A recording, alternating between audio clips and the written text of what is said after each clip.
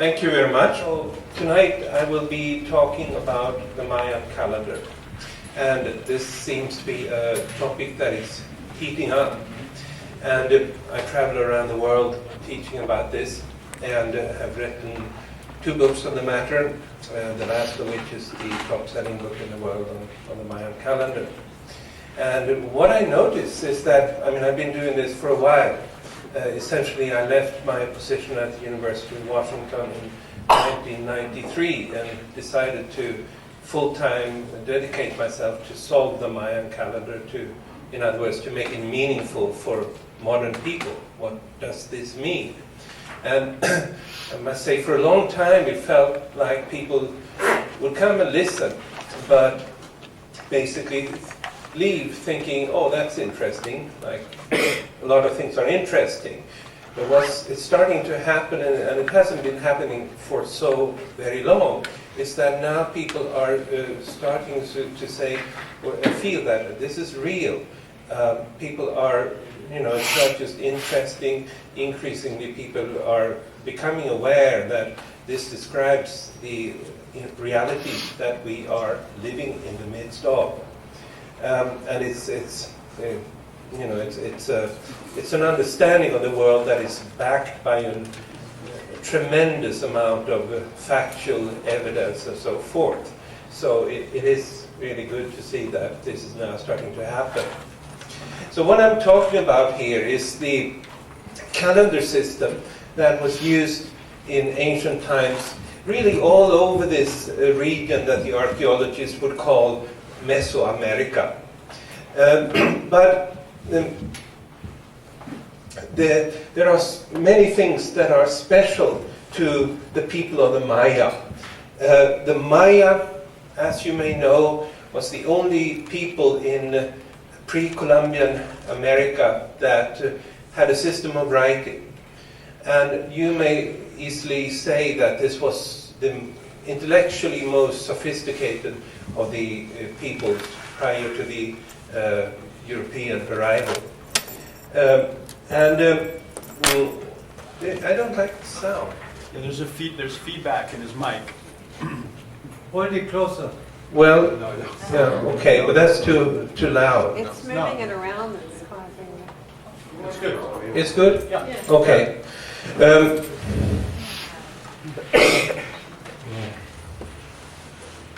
So, the Maya, they are the ones that developed this calendar system to its highest degree of sophistication.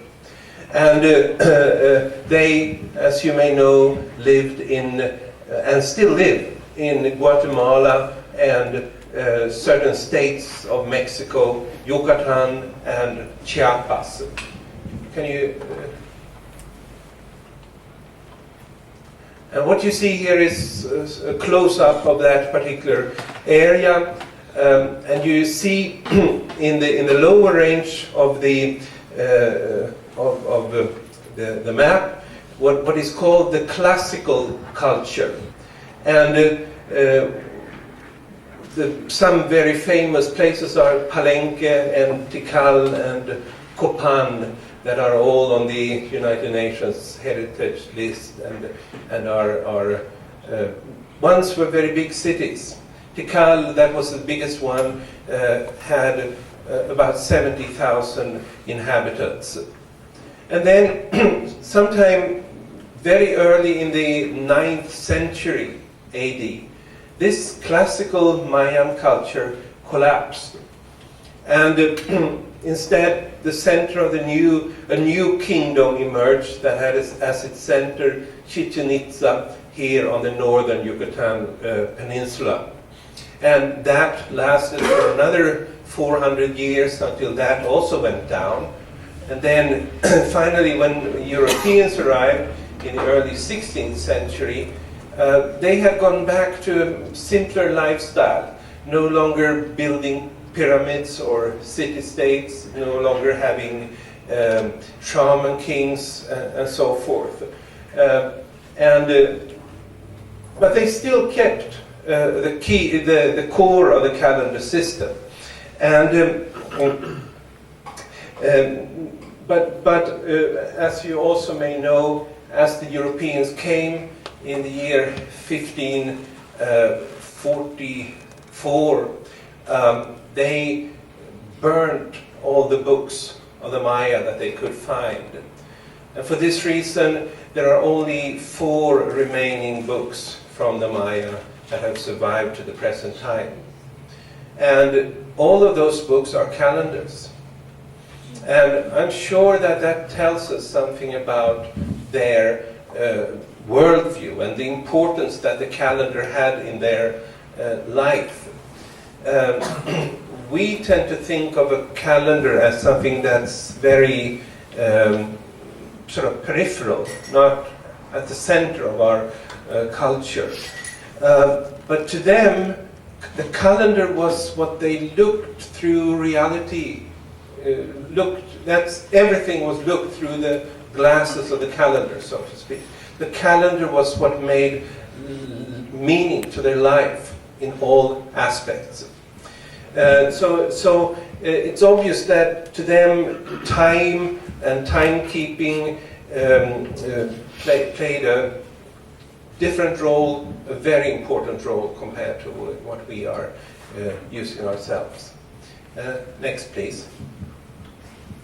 So this particular pyramid, it's called the Pyramid of the Jaguar, and it's in Tikal in Guatemala. And this is the highest pyramid in all of the Americas. It is 44 meters high.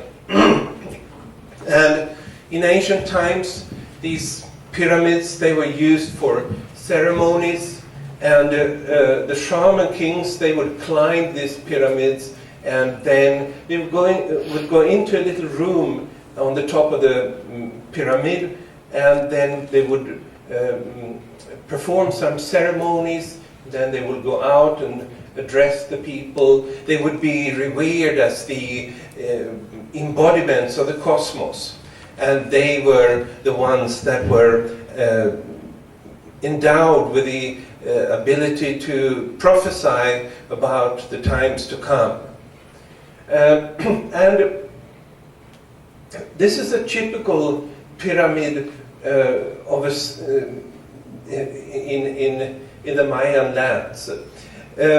It's typical in the sense that all the major city-states had a pyramid that was built like this in 9 terraces. And these terraces, these organization of the cosmos, reflect 9 underworlds. The cosmos was organized into 9 underworlds. And this was a fundamental way of looking at the world that the Maya had.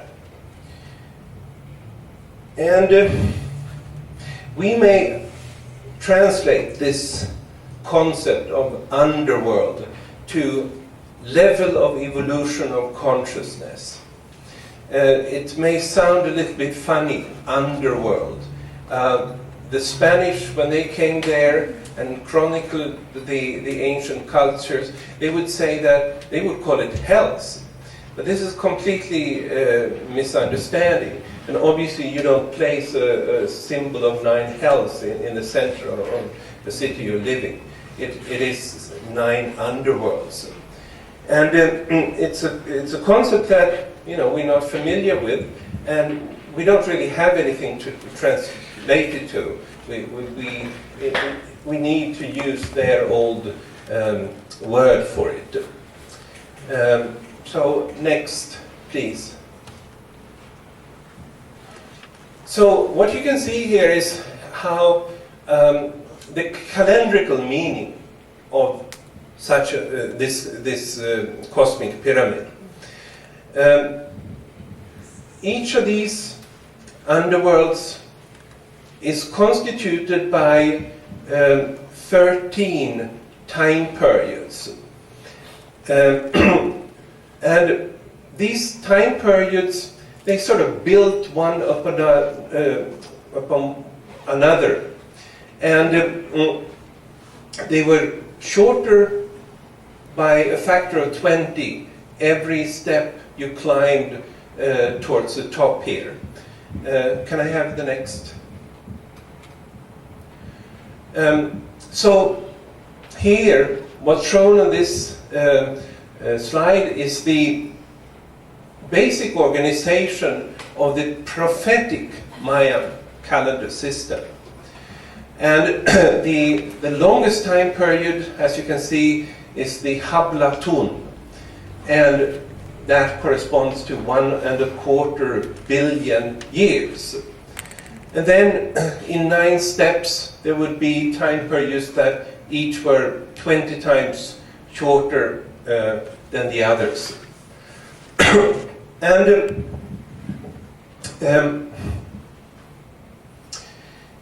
when we look at this, we may wonder then, what is it that makes the Mayan calendar system special? Why is there such an interest in the Mayan calendar?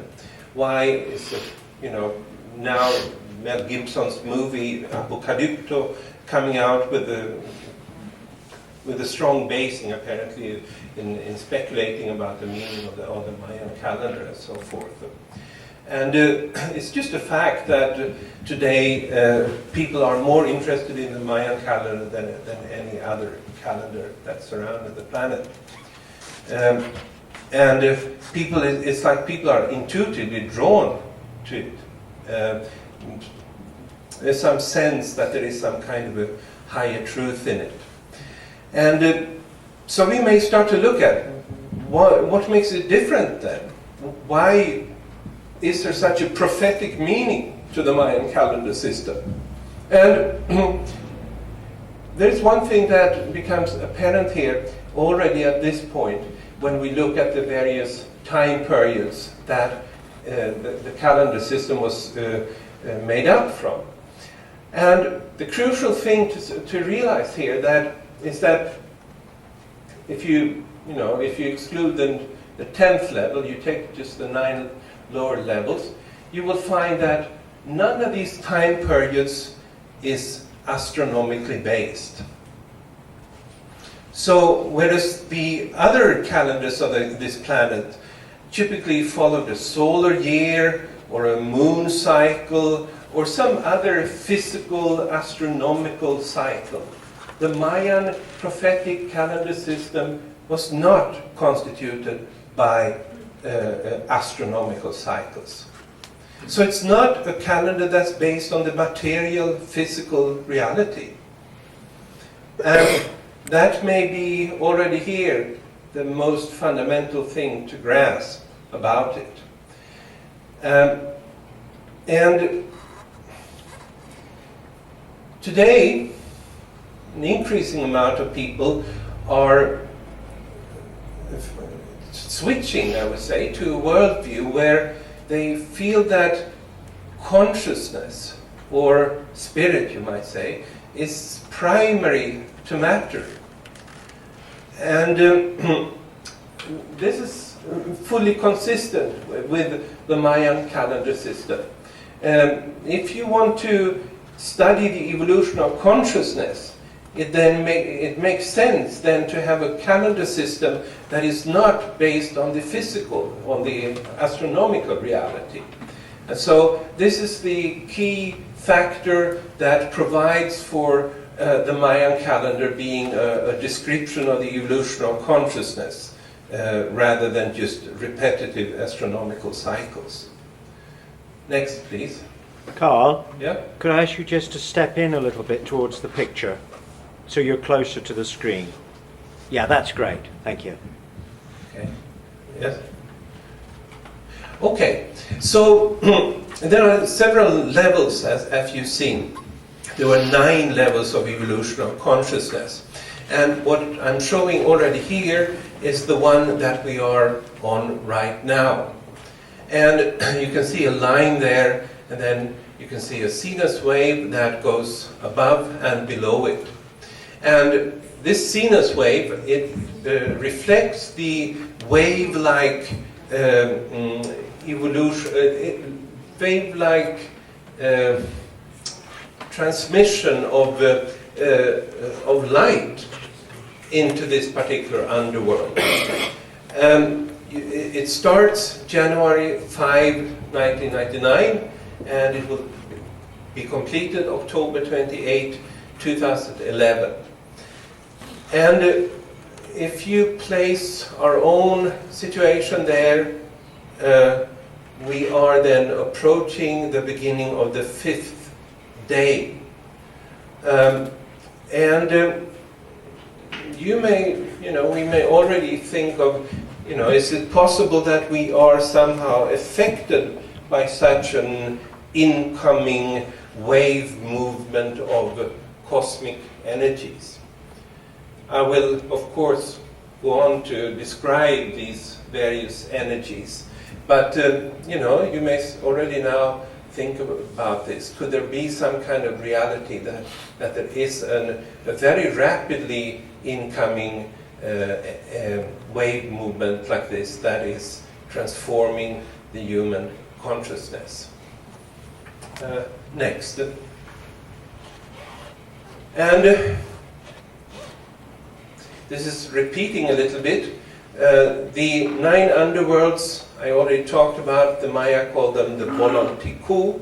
And then, in fact, each of these underworlds was made up of 13 heavens. And we just saw the 13 heavens in the form of 7 pulses, and then 6 above the line, and then 6 throws in this wave movement. So the heavens are a sequence of energies that makes up this kind of an underworld. Next.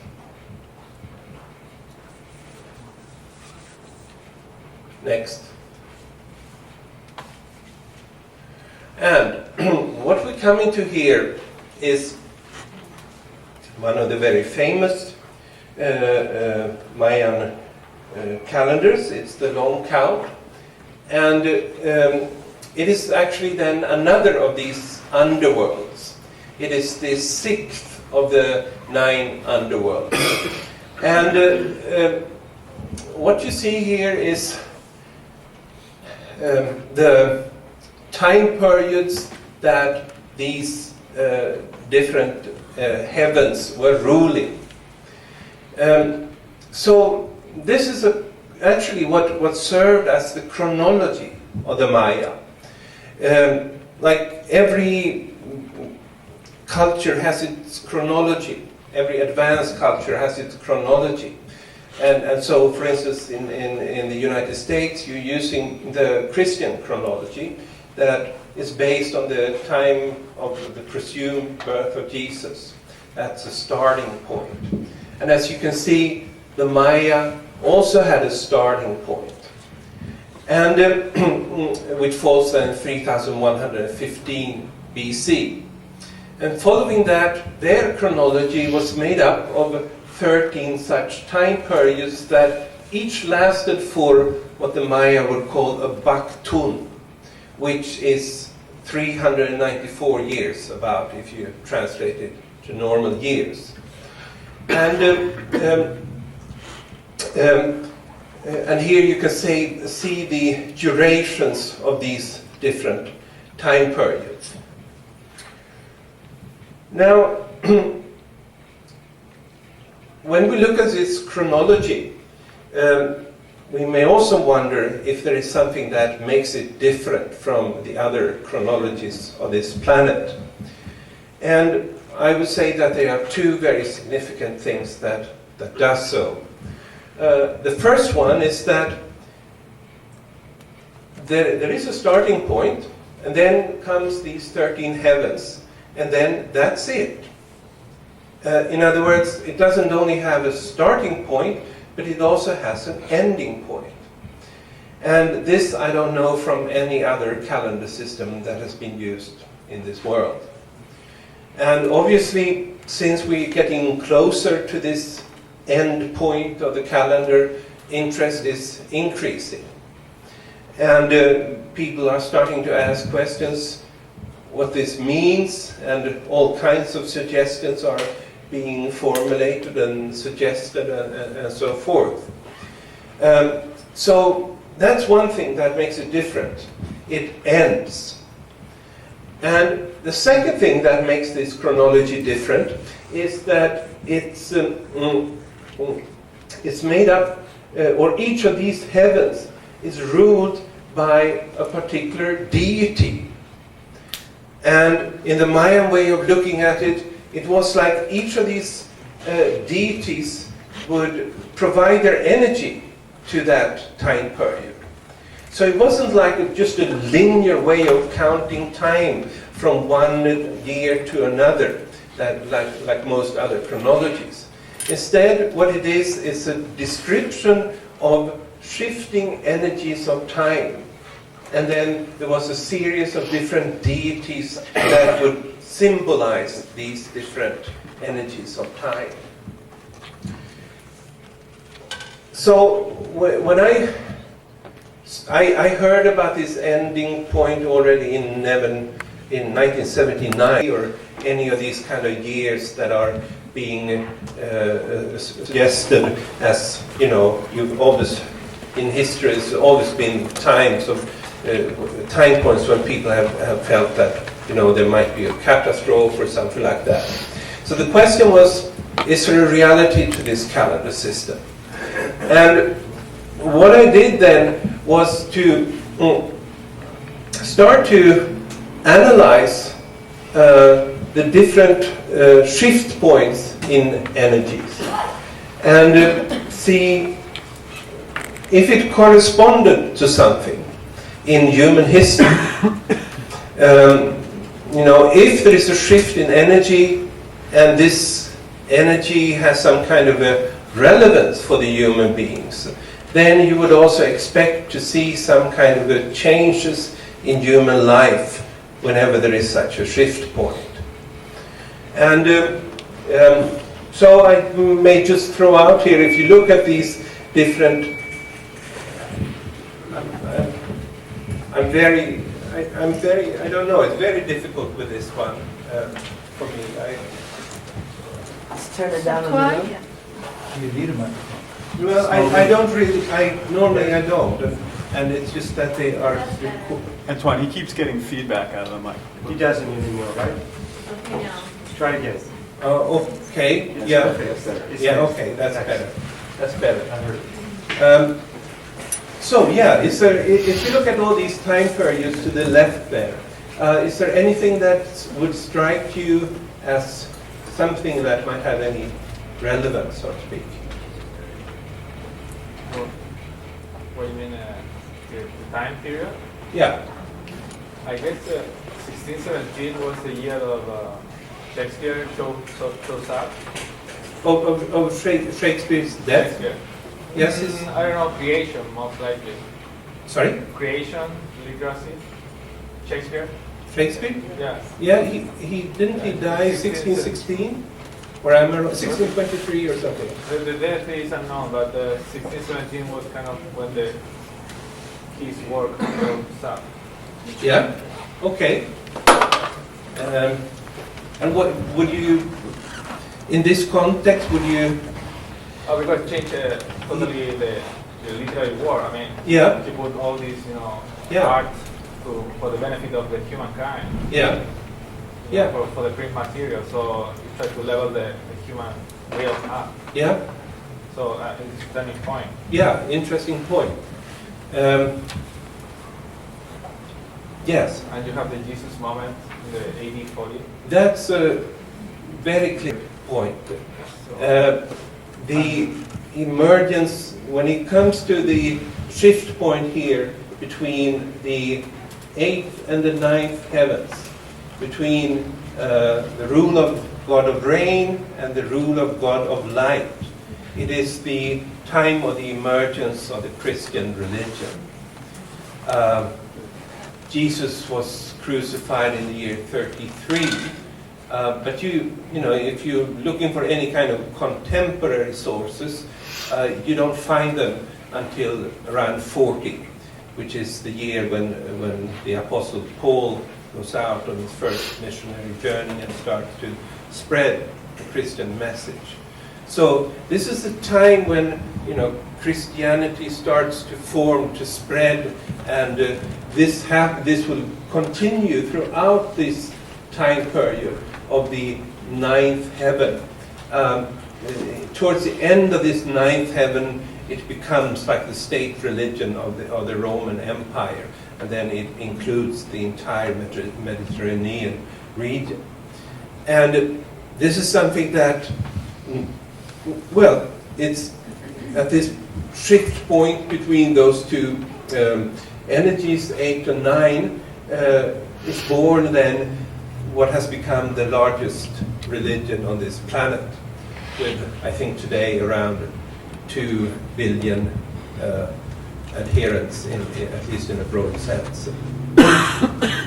So, and also this is a very interesting point, that maybe literature generally would undergo some kind of a change here at the shift point between the 12th and the 13th heaven. What you may want to know here is that these 13 heavens were not sort of regarded as just randomly thrown out energies. Instead, they were regarded as a process, starting with a seed in the first heaven and ending with a mature fruit in the 13th heaven, going through all the phases of a plant, germination, budding, flowering, and finally fruition. So this whole chronology that the Maya were using is like an organic process of evolution. And you know, we just took 2 examples here, and they indicate that events that were going on also in other parts of the world, not among the Maya, can be understood from these various energy shifts.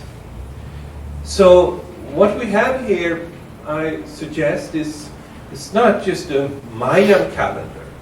If you think it's about the Maya, you've come to the wrong place. This is the planet's calendar. And the Maya were the people that discovered the calendar of the planet. Actually, it's not only of the planet, it's a cosmic calendar that probably is valid throughout the cosmos. Unlike the other calendars again, because the other calendars are sort of local to our own particular solar system. But these are, what we're talking about here, I believe, is energies that pervade the entire cosmos. But of course, we also see the effects here locally on our own particular planet. So, now,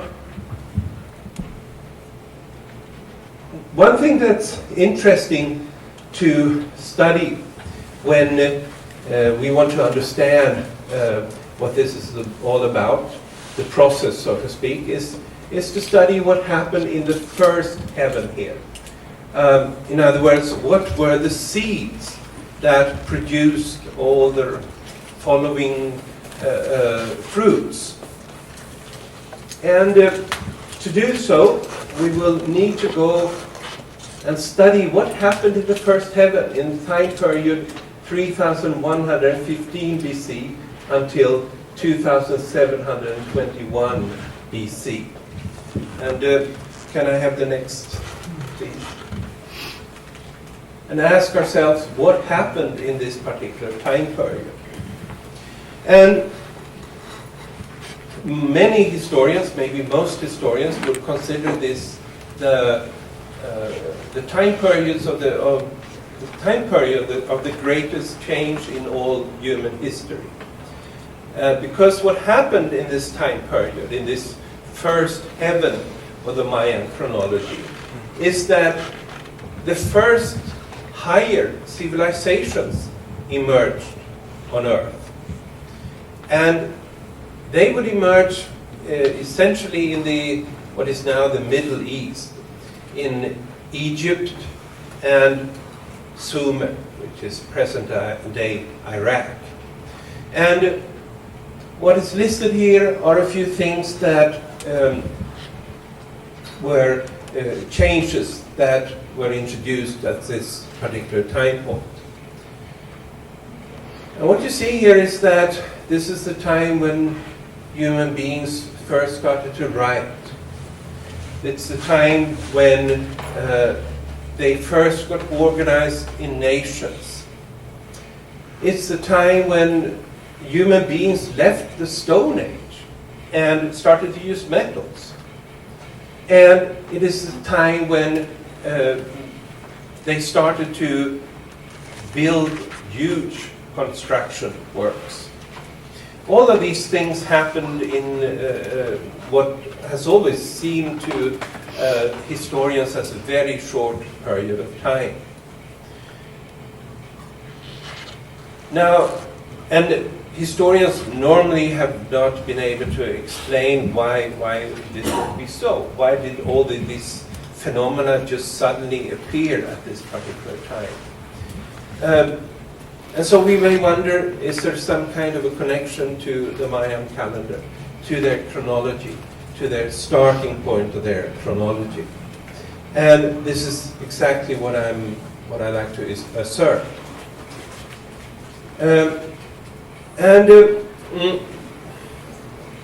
So it was a surge at this time of technological advances of these early higher civilizations. But when we look at these changes that occurred at this time, we may also wonder if these external advances, these technological advances that manifested at this time, whether they came at some kind of a price. Is there a sort of a flip side of the coin? Because, you know, when we read about it in school, they are always presented as these advances, but still we may wonder, you know, could there be a flip side here? And is there anybody who has the feeling? Yeah? The loss of Gaia. The loss of Gaia. And what could you say more about that?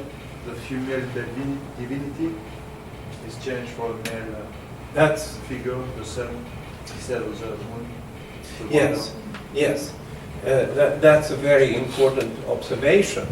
You know, if we go back 20,000 years earlier, we find the first statuettes that were made on this planet. And they are, without exception, I think, they show female figurines. And throughout a long time after that, even into the introduction of agriculture or so, many anthropologists believe that this is a time of a matriarchate, or at least of maybe a egalitarian age compared to what happened here, when suddenly somebody like a pharaoh becomes a god, completely regarded as separate from all the rest of the population in his under his rule. So here is a big shift point that suddenly happened. So the social hierarchies are coming in, and they are replacing the earlier more matriarchal and earth-related religions and social systems that existed previously. Anything else?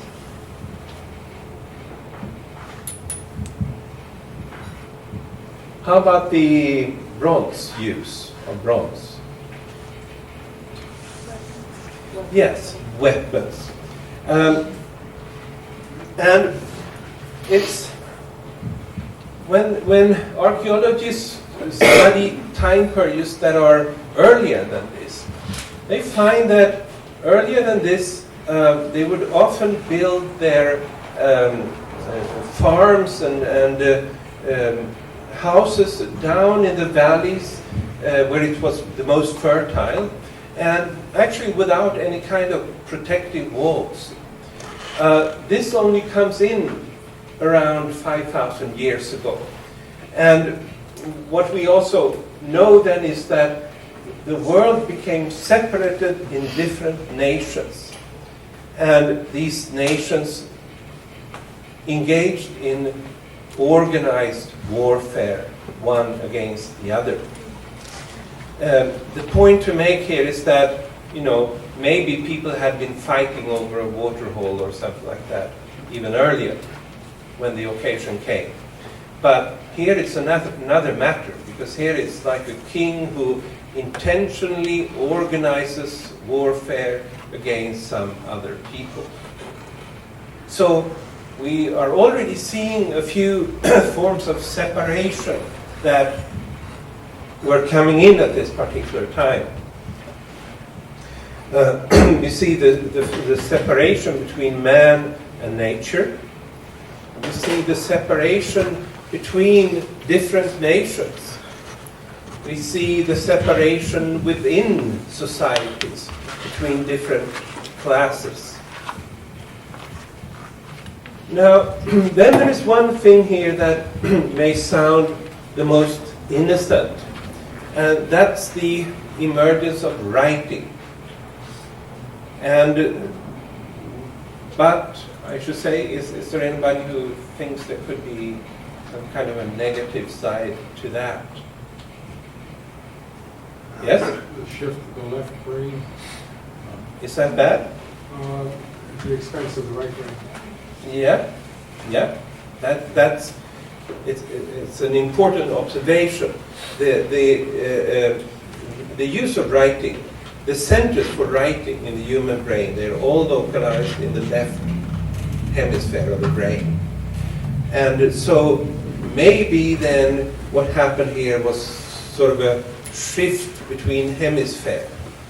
But if we go, we can see we're all enjoying the benefits of these things that came out here.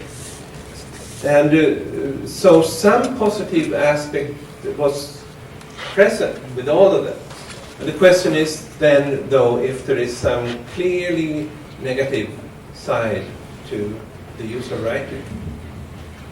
And just the king knows how to write.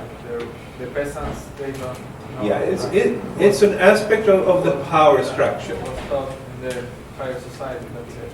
Yeah, it's an aspect of the power The structure. knowledge was kept always high. Yeah, but I'm looking for something that's inherently negative with the writing. Oh, memory. What, we lost some memory? loss. Yes, there is such a thing.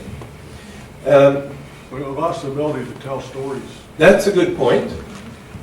That's a good point. And it's the same as loss of memory, yeah? Well, you also codify experience, and it becomes not as mutable. Not as... It's more codified. It's not as mutable. Yeah. If we can change the future, we can also change the past, perhaps. But if it's written, then it becomes codified. Yeah, there is something with that. Yes, this is an assertion who's the new king also, the one that can control, are able to write. That's the one who's going to tell you by this contract, this thing belongs to you. So there is a preparation of the new system. Yeah. Controlling our stories, or maybe what history isn't maybe what we exactly was recorded, maybe just what was written. Yeah. Well, let me give a few things that I think myself that I would probably consider negative with it. And you're sort of saying those things, but a little bit differently. One thing is that I, for instance, doubt that religious fanaticism ever emerges in a culture that does not have writing. I think religious fanaticism only emerges when there is a book that somebody will hold up as, basically. That's one thing that I can point out. Another thing is what the American author Schlein has written about in the alphabet versus the goddess, finding that in the ancient cultures, whenever writing came in, the worship of the goddess went out. And that sort of hints to what you were also saying with the shift between cerebral hemispheres. But there is one thing that I think I like to place the most emphasis on here. And it is if we consider how was writing initially used. And it was typically used by a pharaoh or somebody like that who would literally cut into stone how great a ruler he was. And he would tell on the pyramid or something else that, he conquered that people, and he would erect these pyramids and so forth. And obviously part of it is to maintain power and so forth. But the very fact that it was written tells us something. Writing comes in when there is a need to conserve information. And these pharaohs, these priest kings, they essentially wanted people for many, many generations into the future to know how great they were. 30 or 40 generations, they should know it because it should be cut here in stone. But then we may wonder, what kind of a person is it that is concerned about what people would think about him 30 generations into the future? Well, I would say this is a person who is no longer living in the present moment. And what the emergence of writing signifies is a significant shift in human consciousness of time. This is the time when human beings become enslaved by a linear concept of time. And writing is sort of what we see as the result of this linear conservation of information. So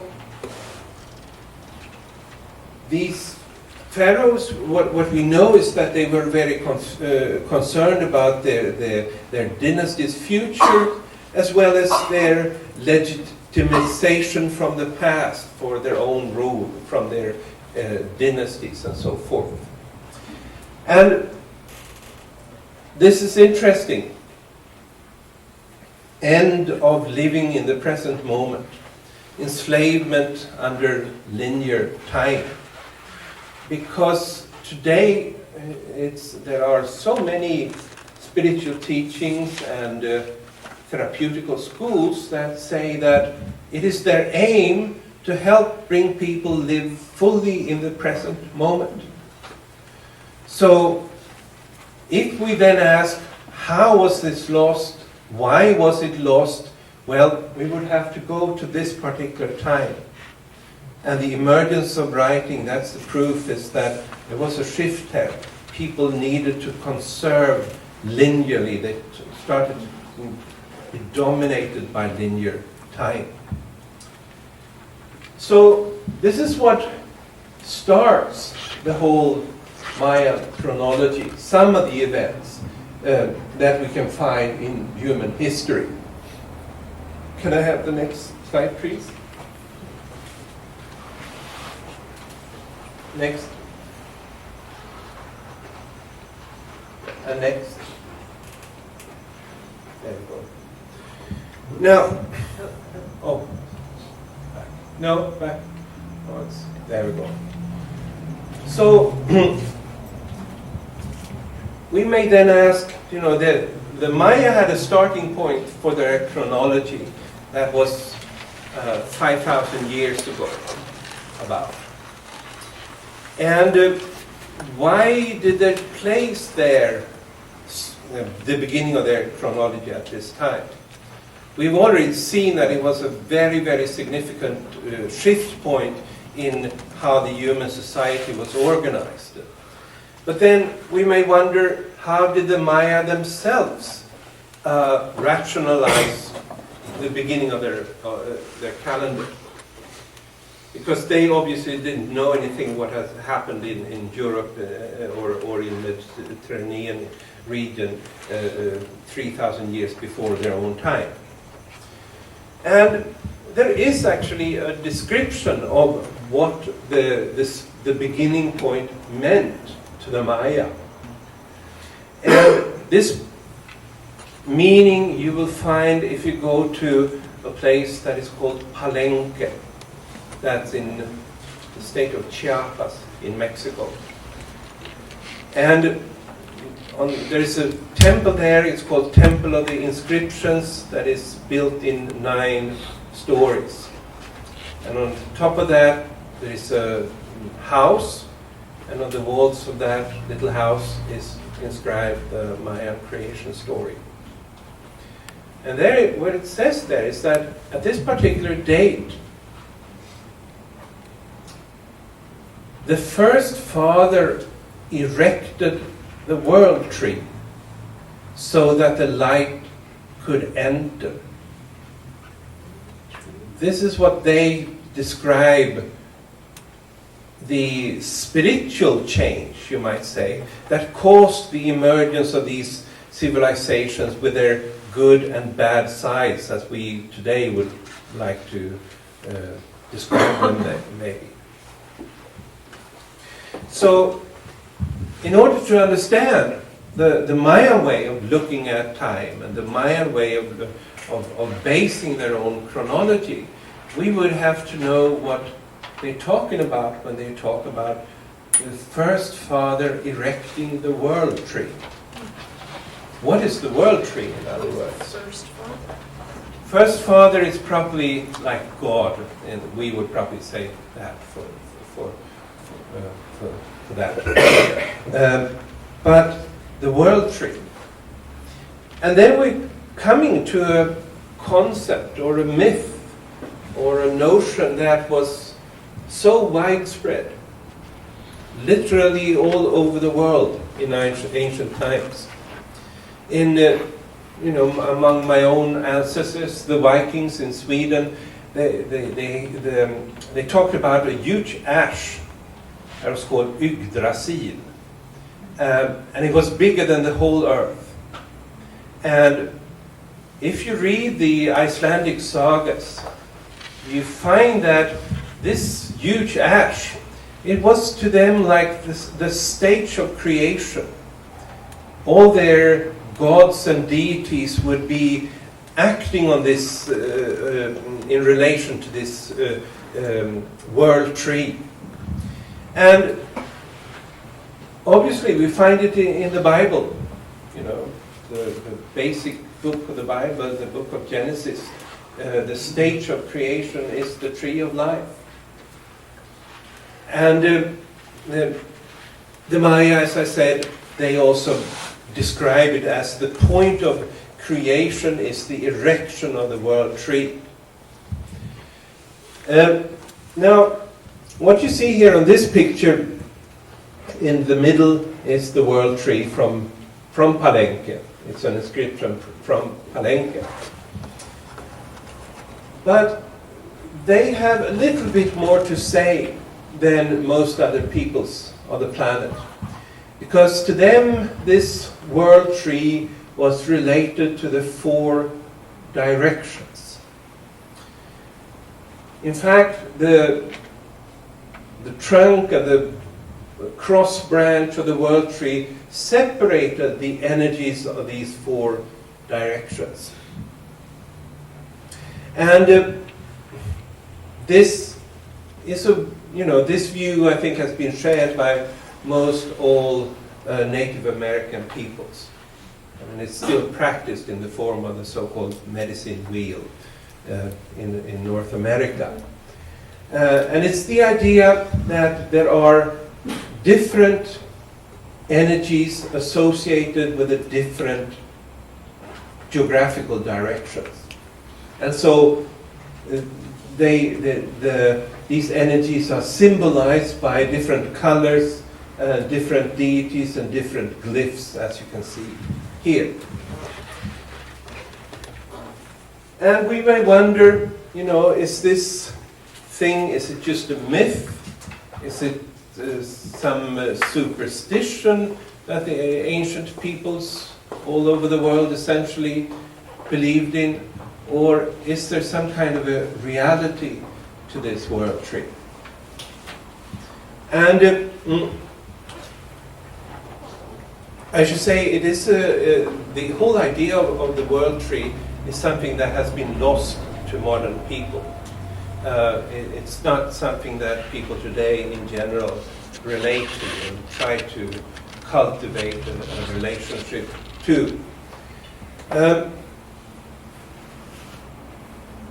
Now, if we then are to look at these different directions, the directions of the planet, we may wonder, is there, do we recognize any of this? In other words, is there a difference between East and West? And I would say that most everyone on this planet recognizes that there is and has been, historically speaking, significant mentality difference between the Eastern world and the Western world. And if you just make a very rough description, you would probably say that traditionally the Western hemisphere has been more oriented towards the individual. It's been more rational, it's been more action-oriented than the Eastern hemisphere that has been more oriented towards the collective, to a system of thoughts of looking at contexts of wholeness rather than looking at separate objects and so forth. It's always been, the East has also always been associated with some kind of a meditative or intuitive abilities that have often been seen as lacking in the West.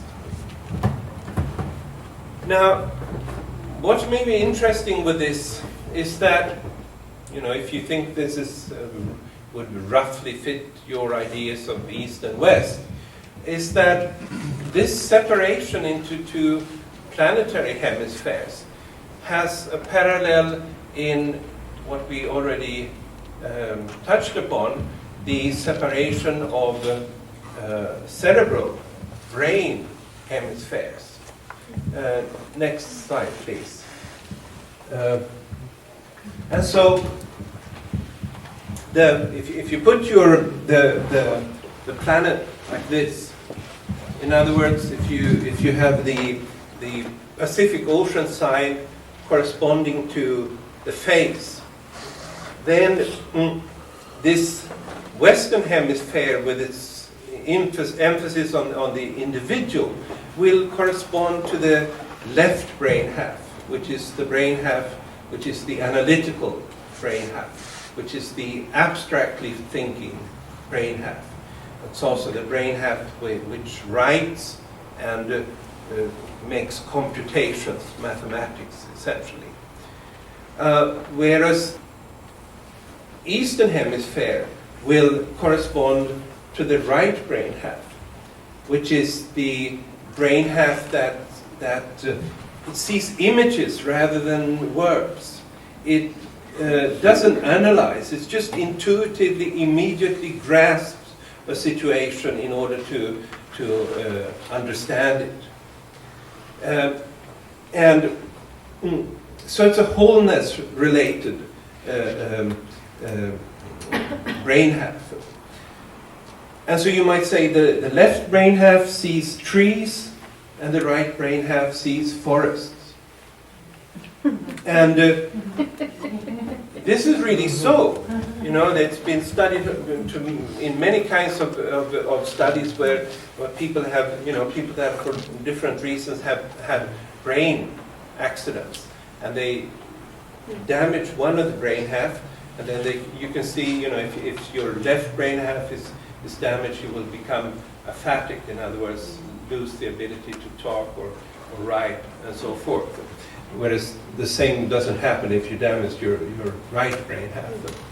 So it's quite a separation, and I don't think there is an accident here that these different parallels exist.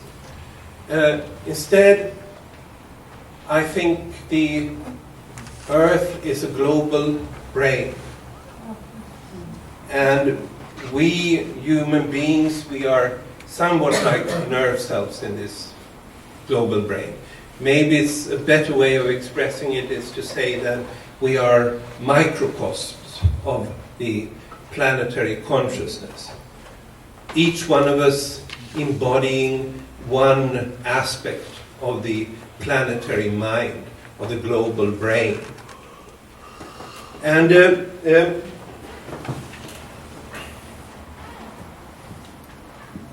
another way of describing this is to say that human beings have been created in the image of the earth. And this is sort of a holographic model of the universe, as above, so below. And this, I believe, is how the universe is organized on several different levels, even though here we're just looking at this particular relationship between the planet and the human being. And very briefly you can see here. And then, of course, the question arises, if this is so, our brains obviously can be cut into easily to equal parts. And the same is not true for the continental structure of the Earth. But it's immediately obvious that here in Los Angeles, we are not anywhere near the World Tree trunk. We are far into the left brain half, or the Western Hemisphere, so to speak. Because the World Tree trunk, the trunk of the World Tree, that you saw on the earlier, could you go back, the earlier slide here, is then the structure that separates these two mentalities of the West and the East. And please move forward again. And so, where does this World Tree trunk go? And you can already here see that it goes somewhere in Europe. And if you could show the next picture there. What you see here is the more exact location of the World Tree trunk. It goes down, its actual center of the World Tree is in Africa, in Central Africa, in the nation of Gabon, in the present-day world. But you can see that the trunk of this World Tree, it goes up then through Rome, essentially Berlin and Copenhagen, and then up there in the north. And I will not go through history in detail, and so I would ask you just to sort of rapidly go through a series of maps that we will not look upon in detail.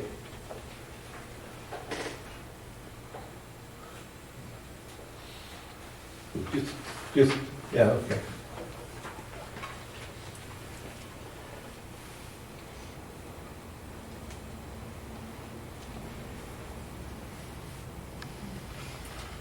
Okay, stop that. So, you know, without going through these things, what you saw was sort of a alternating expansion, contraction movement that characterizes the shift points in the Mayan chronology and how they influence these movements, especially in European history. And we come here to the point of when the 13th heaven begins in Europe. And obviously, we want to study the effects of the world tree and how it creates the different mentalities of the East and the West. It is easiest to study it by studying European history. And so here what we come to is 1617, essentially. And this is a time when the world tree trunk is being activated. And activated in this case means that it creates separation between these two mentalities. What you see up there, the little god, the Ometeotl god that ruled, this is a Mexican, ancient Mexican god that ruled this particular time period. And as you can see, what this is a yin-yang symbol. It's a polarity in unity, if you like. And so it was a female-male god that was also called the two gods, but it was one god. And if you look at this particular polarity, it is like the western part that is light, and it's the eastern part that is dark. And this is the kind of polarity that the world tree established when the 13th heaven began in 1617. And this then was a significant shift point in various ways in human history. You might say this is the birth, the really establishment of the Protestant faith. This is the time of the scientific revolution. This is the time of the emergence of capitalism. But it's also, as you can see, as I said, that it was a time of separation between West and East, and that then included then the light falling on the Western hemisphere. And one of the things that I think is the most important here is this line that you see going from England to the West, because it marks an event that was very significant both in British history and in North American history. It marks that 3 years after this energy shift, 3 years after this activation of the world tree, the pilgrims left England and landed in Portsmouth Rock in Massachusetts. And in British history, what this means is the beginning of the build-up of the British Empire. The colonies on the American East Coast were the first land-based colonies of Britain. And then we know that through the following centuries, the British Empire would grow to be the empire where the sun would never set. So it would include India, Australia, New Zealand, Canada, most of Africa, and many, many small territories in the rest of the world.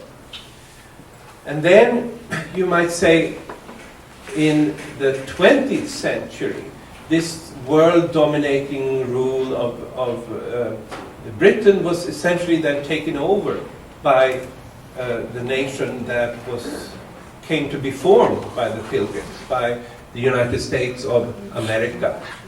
So what this line, this 1617 date really means is the beginning of a period of a whole Bartun, a whole energy of almost 400 years then of Western dominance in the world.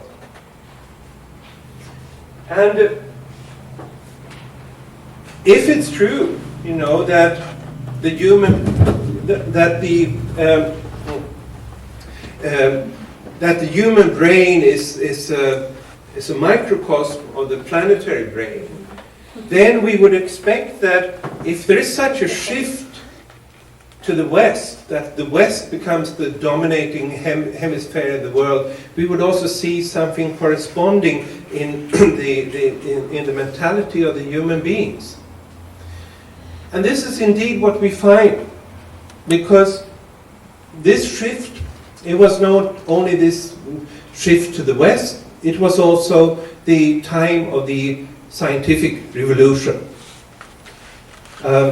You know, it's not only Galilei who is active at this time, but 2 years after this particular shift point, Kepler formulates the laws of planetary motions.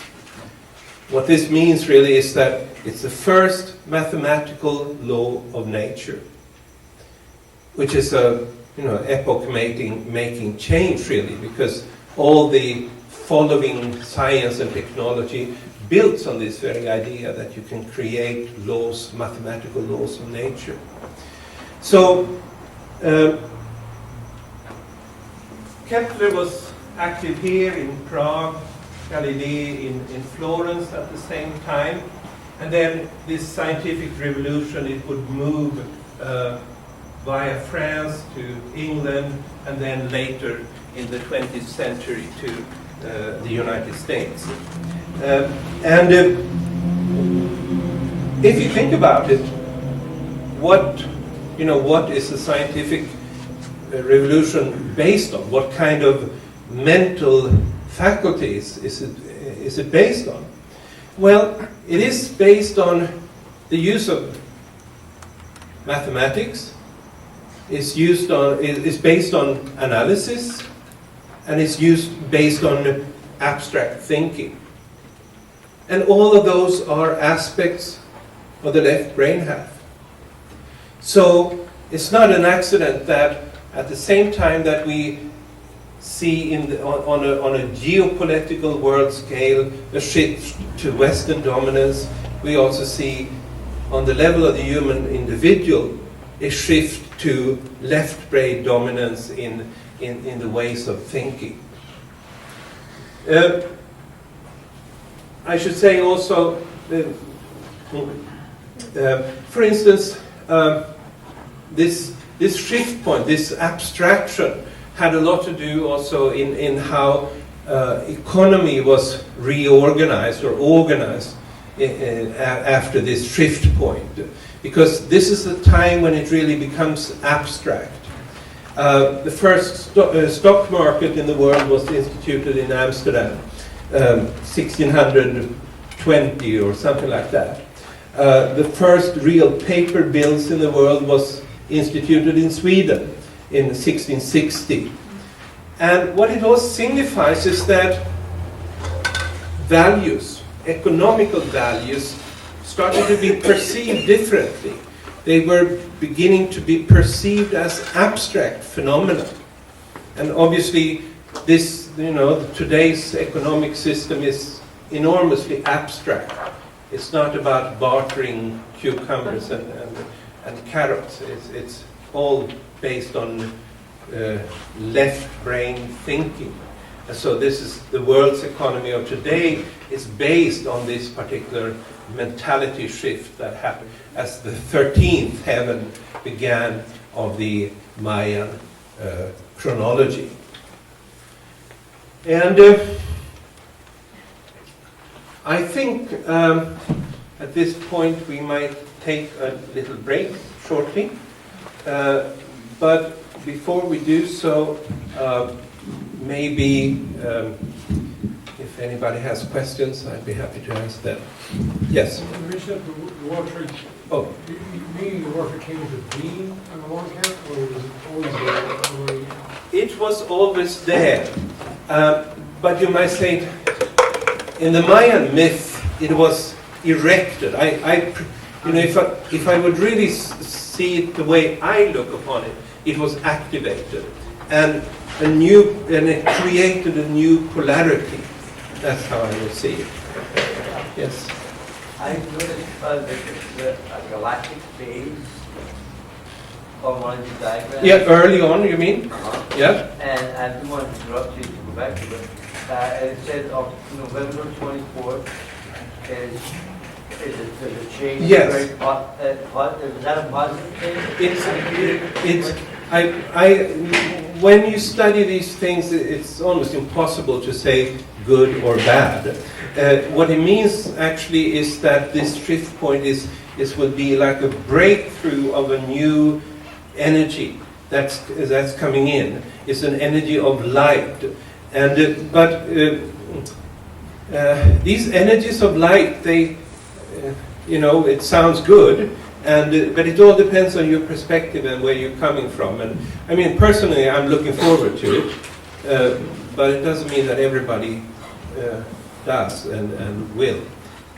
We hopefully will have time to go into that. Is there any way you can look into that more? I mean, how would I look into that more to find out the full picture? Yeah. I will come back to it later. Okay. And otherwise, there is on my website, calleman.com, a number of articles on this topic, on the beginning of the 5th day of the galactic underworld. It's a very significant change that is coming.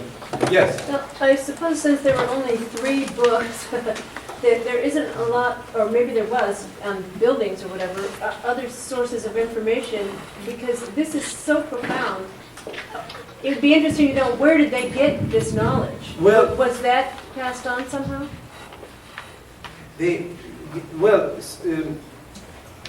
there is one aspect of their calendar system that has been passed on, and that's the sacred calendar, the 260-day of the Tzolk'in. That's been unbroken and is still being used by day keepers. But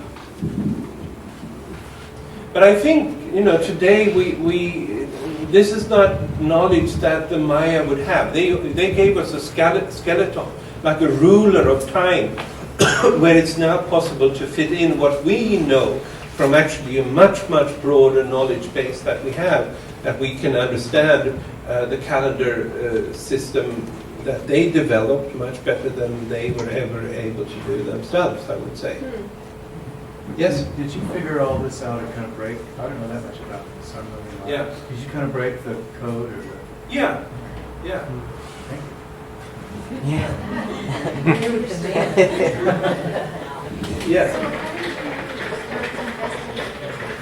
We travel to Guatemala twice Yeah. with the shaman. They don't give it like this. No. To get information is so close. Yeah, and they don't know it as this way either. They have a knowledge of the daily energies, and they have a sort of a magical knowledge of these things. It's because of my, you might say, scientific background and approaching it from looking at facts, knowing this, and so forth. So it's it's commitment that I. So how did you stumble on How's this, it- or how did you present that to your Well, Mexico? what do you say? In now? Mexico? In Mexico? No. It's not. I've spent time in Mexico. I mean, maybe a total of half a year or something like that. But they do not have any knowledge that would be useful for us to know the big scheme of things. And to me, it was really the way it was. There was that I used to work here in the United States until 1993, when I left my previous career. Then I went back to Sweden and moved back to Sweden and decided to take this whole thing on. And I found that it was actually Swedish history that was so perfectly matched to these different shift points. And once I had some real basis in reality to work from, it was just to go on from that. And yet, of course, I know, because I've been down there, I know some of their concepts. I know the Unavku, the world tree, and their systems of calendars and so forth. So it sort of came out of this interaction, you might say. You would have synthesized all this knowledge and so good. Thank you. Thank you. So I was just going to make a brief comment that when you were talking at the beginning of the 13 heavens at 3115 BC, Yeah.